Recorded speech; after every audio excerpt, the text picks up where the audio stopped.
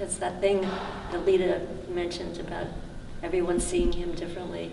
I saw him as being totally accommodating and friendly, but maybe the other people that were looking at him in that photo and in other times did not find him accommodating. They found him to be mean or whatever he was sending out, but he definitely had a very subtle way of delivering an unforgettable message to you. You got it. Raeanne, how much control would he want when you were taking the pictures? None. Would he, set up scenarios, or No. did he just let you I pretty did. much do? I did.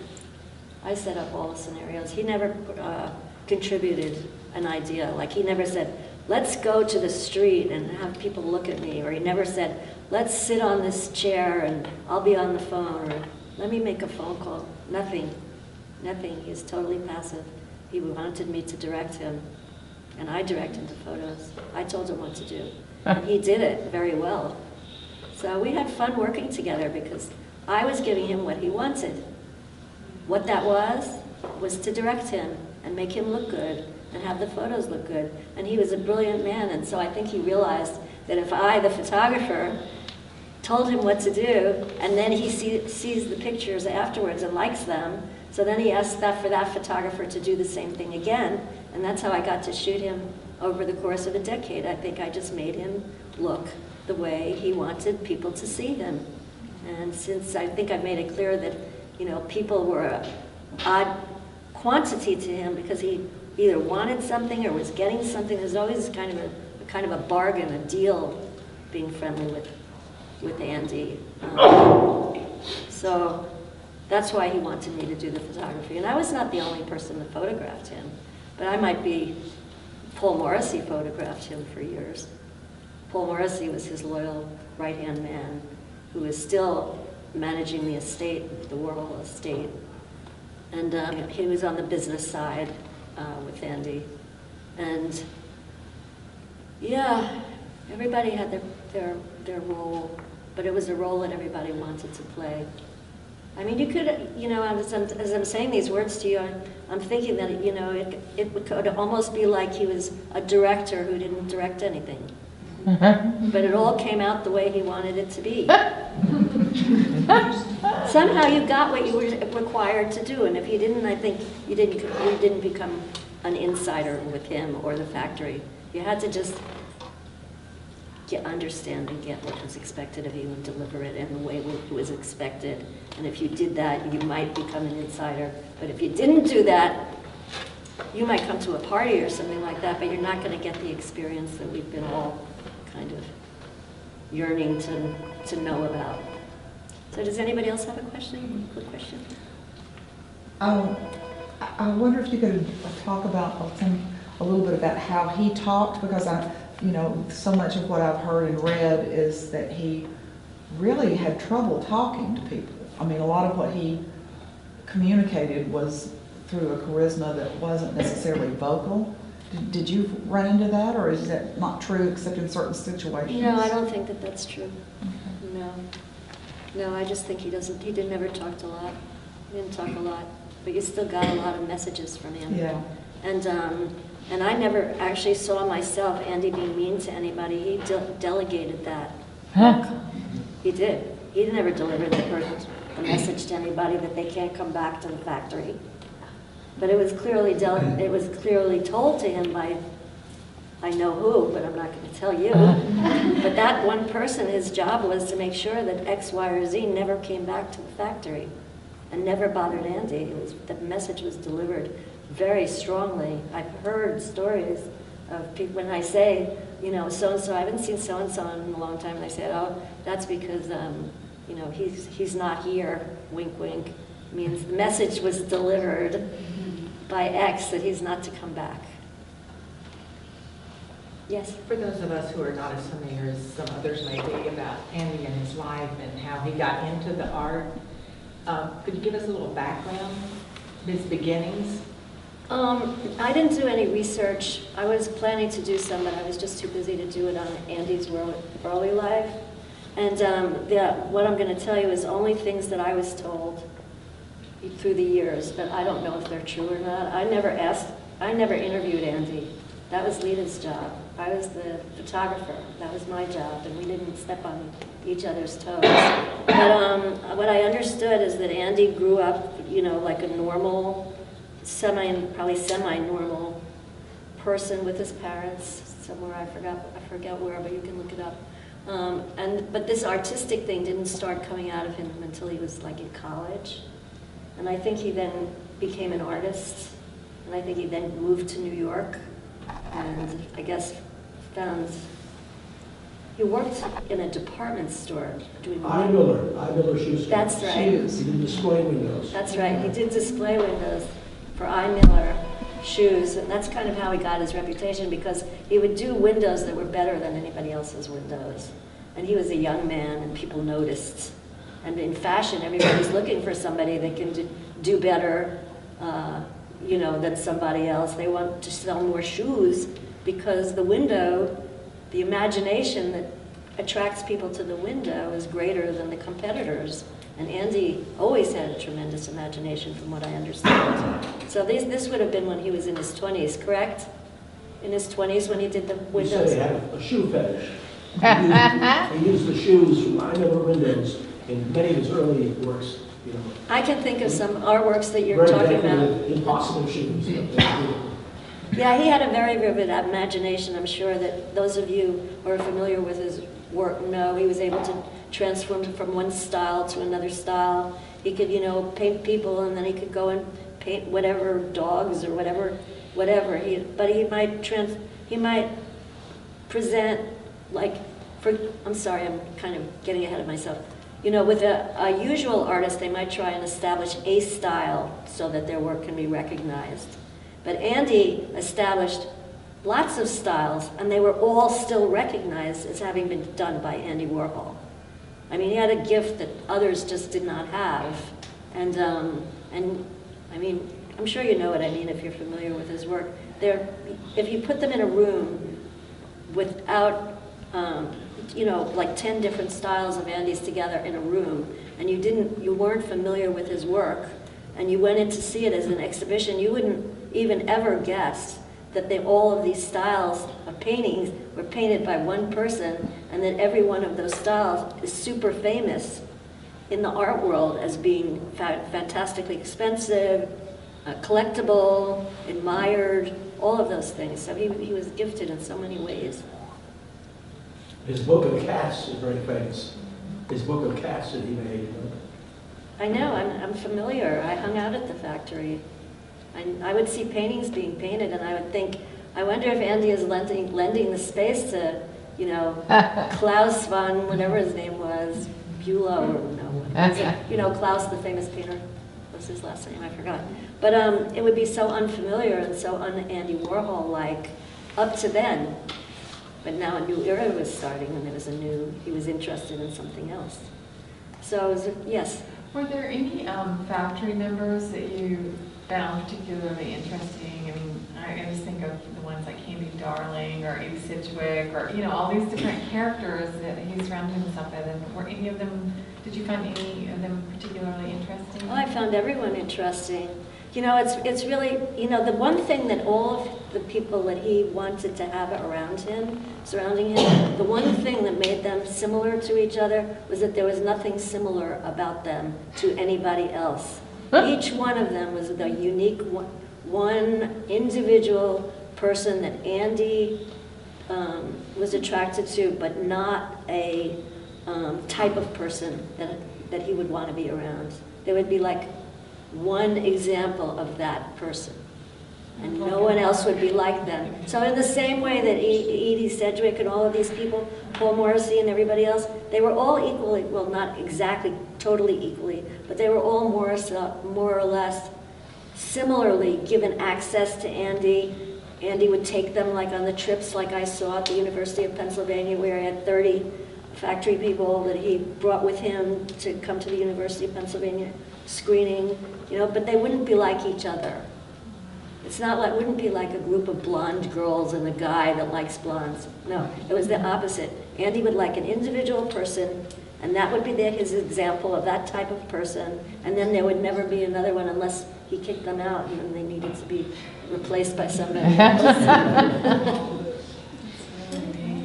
It was. That's what made Andy couldn't have sustained the amount of attention that he was being given by himself.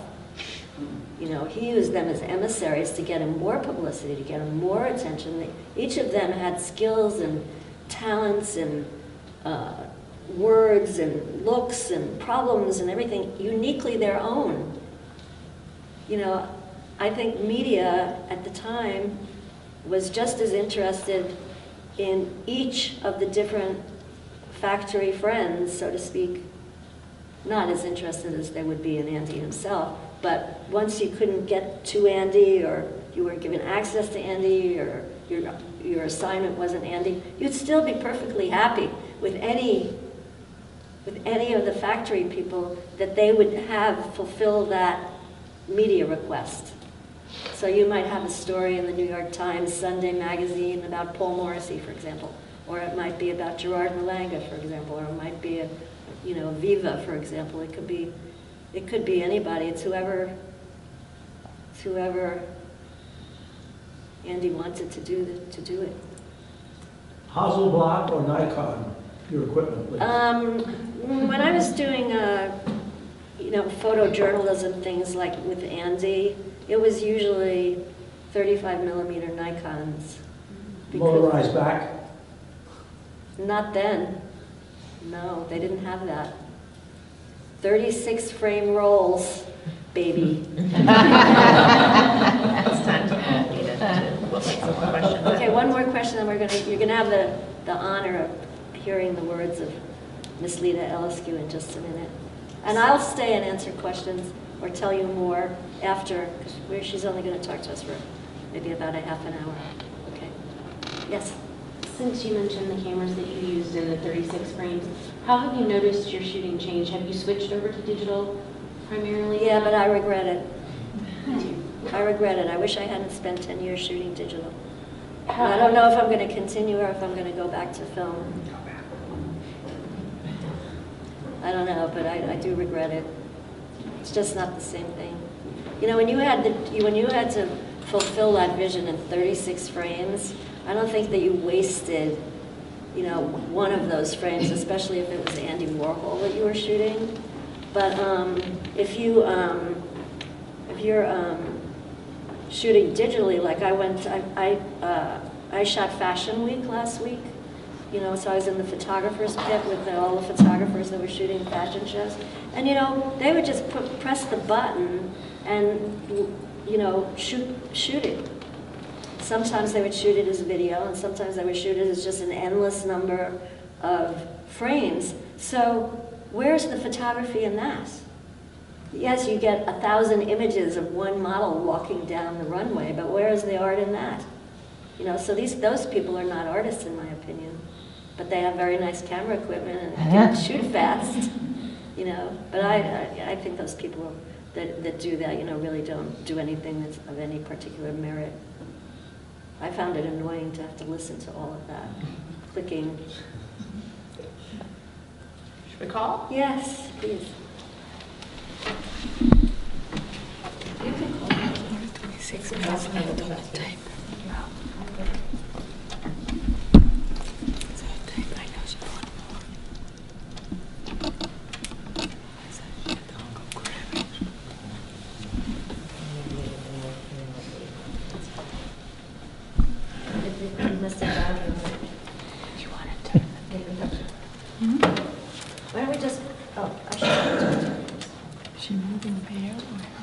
Is that interesting to you?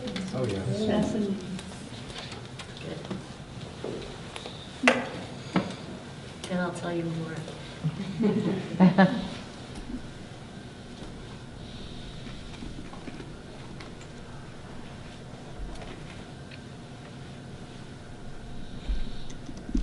Lita! How are you? Good, well, we have a whole big bunch of Warhol fans here. I know, they're anxious to hear what you have to say. So how would you like to do this? I thought I'd ask you some questions, and then if you talk too long, I'll cut you off and ask you something else. Is that a good plan? Okay, well, they're going to put you on speakerphone, so you'll be able to hear them, and maybe they'll ask you a couple of questions. We're going to do this for 30 minutes. Okay, so can somebody? I think you're on now. Okay. I'm going to, Lita? Yeah. Okay. And we're just on a regular phone, and it's on speaker, so be sure and speak up. Tell me if this level is good. Yeah. They're all saying yes. Fine. Okay, thank you. So, Lita, how did you first meet Andy? And tell the truth.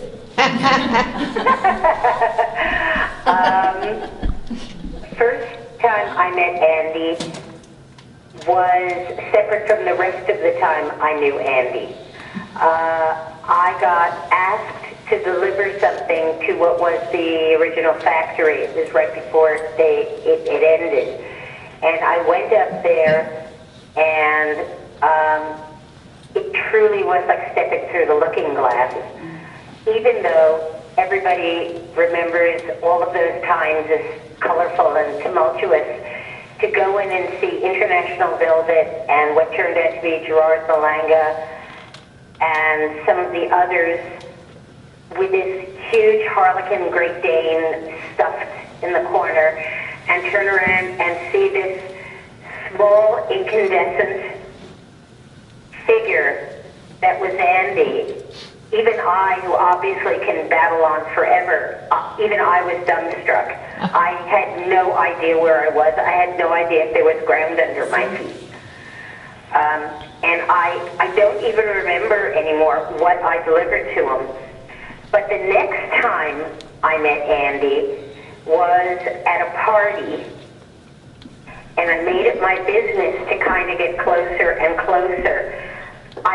I felt then, and when I think about him now, and I think about him a lot, I felt as though there was a light inside him, like he was incandescent. Not because of the silver wig, but coming out from behind the dark glasses and just him. And I thought, how bizarre. And I didn't really know that much about him at that time. And somehow I made my way over, and I don't remember what I babbled, but he invited me to come to the factory. So I went, and I knew from that moment that he was special for me.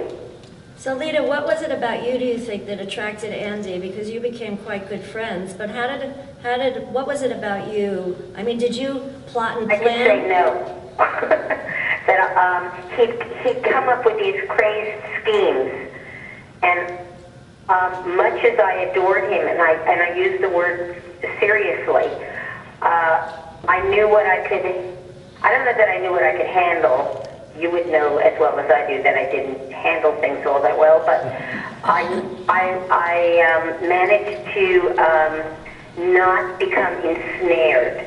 I used to call him the Mushroom King, meaning he lived part of him symbiotically on all the rest of us. He would everybody was always trying to amuse him. I would get there, and he would have like a court, and people would be trying to amuse him, attract his attention, make him happy, get a bit of notice. And I had a lot of other things going on and wanted to create things myself. So there was a fierce little part of me that decided I was not going to try and amuse him. And I think that amused him, that I wasn't trying. Well, do you think that you were the only one that approached him like that? No, I don't. You knew him, and I don't think you tried to amuse him. Did I? I think I tried to amuse him, Lita, when I thought he needed amusing. Okay. You know, you have to remember I was always after the photo. That was it. I think he liked that we would do things together. I came up with the idea. He wanted to do a magazine, and I came up with the idea for Interview and named it. And originally Interview, which is now when it was going was spelled as one word. The original spelling was inter/view, meaning, that we would look from different viewpoints. And Andy would say things like, "Oh, you're going to become like Dorothy Parker." And he was always cautioning me, I mean, if you can believe this, he was like having an old Jewish Buddha. He would say to me, "You can't go out with that one. You must go out with this one." And he would come up with these insane concepts for me of who I should go out with, how I should dress. I mean, it was really quite, I think I was his little Barbie. So what part did the factory friends play? Was the factory all Andy to you, or did you have relationships with Paul or any of the other, I had a special relationship with Paul Morrissey, whom I adored. And I have a lot of respect and admiration for Paul for pulling together as much as he did and creating so many iconic works of art alongside Andy. My best memory of Paul, quite honestly, is I had moved to San Francisco and become a DJ, and I was allowed to have guests on my show once a week, and somehow Paul came on and was my guest. And this is San Francisco, and everybody was expressing themselves in every way possible, and he came on, and his opening salvo to San Francisco was to go in that Paul way. "Well, I want to tell you, San Francisco, thank you for ruining a perfectly good girl. I can't believe what you've done to her. Look at her, she looks like a hippie. What happened to the girl who used to dress well?" And the phones lit up. So thank you, Paul. You made that particular radio show memorable in San Francisco. People were hysterical. Lita, I have suggested to the audience here that there was another side to Andy. Do you remember the conversation we had yesterday or whatever, where you said people saw Andy the way he wanted you to see him? Yes. But I was telling them that there was a very, very tough, maybe even mean, maybe even cruel side to Andy. Would you agree with that? I would agree that Andy was unbelievable layers of an onion in terms of personality. He's a protean creative force, for me anyway, and I know many people feel that way. I don't think of him as just an artist, but as one of the artists. And when you are creative like that, you have to be selfish. And that selfishness, that ability to distance yourself from anything and everybody can take a cruel streak. I want to say, though, he was never cruel to me. Never, ever, ever. Even if he asked me to do things that I thought were absurd. I don't know what would have happened if I had said yes. It would have been interesting to see if he found a way to keep me from really harming myself. One of the factory people asked me to go on a double date and told me Andy thought it was a great idea. And